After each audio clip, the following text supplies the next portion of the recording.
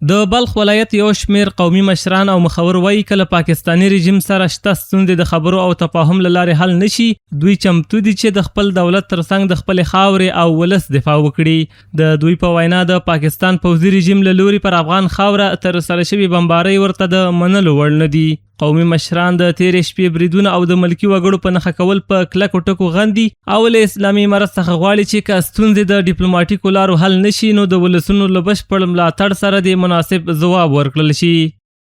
دغه خواهش د لکه څنګه چې د امریکا په یرغل باندې میلیون شهیدان قرباني ورکړله، نن د ټول د دنیا پر سطح اسلامي ملکو ته افتخار استي په دغه ځای د پاکستان دغه ظالم حکومت په برابر هم دغه قرباني ته ودرېږي چې ټول ملت هم ملاتړ وکړي. پاکستان د کوم برید چې کوي د غیر مسؤلانه ده، زمونږ د نړیوال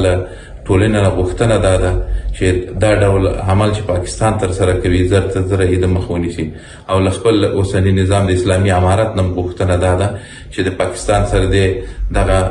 موضوع د ډیپلوماټیکو اړیکو له لارې نه حل کړي. بل لور ته د بلخ ولایت ځوانان هم د پاکستاني رژیم له لوري تر سره شوي بریدونه غندي او وایي چې د اړتیا په صورت کې چمتو دي چې د افغان امنیتي ځواکونو ترڅنګ د هیواد خاورې او ملي حاکمیت څخه دفاع وکړي. دوی همداراز له نړیوالې ټولنې غواړي چې د ملکي وګړو په وړاندې د تاوتریخوالي او بریدونو د مخنیوي لپاره جدي اقدامات وکړي. پاکستان چې هر وخت زموږ سره همداسې ظلم کوي، د دوی هغه بریدونه چې موږ په مقابل کې د اسلامي امارت څخه همدا خواهش چې دوی د دې مخنیوی وکړي او که موږ ځوانانو ته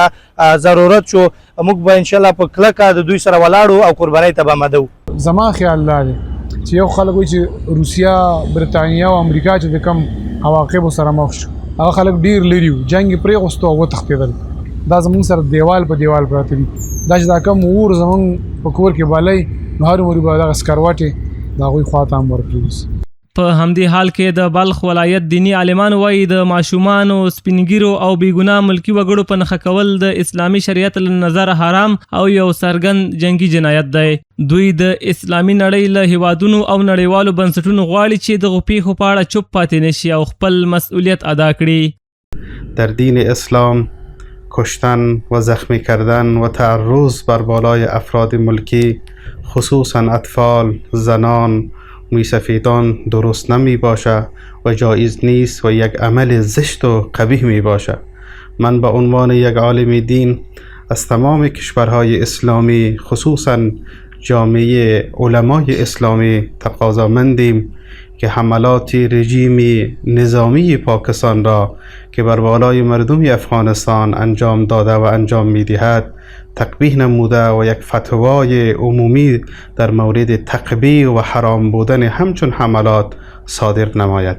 د یادونې وړ ده چې تیره شپه پاکستاني رژیم یو ځل بیا افغانستان کې په 3 ولایتونو کونړ، پکتیا او پکتیکا کې ړندې بمبارۍ وکړې چې پکې د ښځو او ماشومانو په ګډون 36 تنه شهیدان او له 200 ډیر ټپیان شوي دي.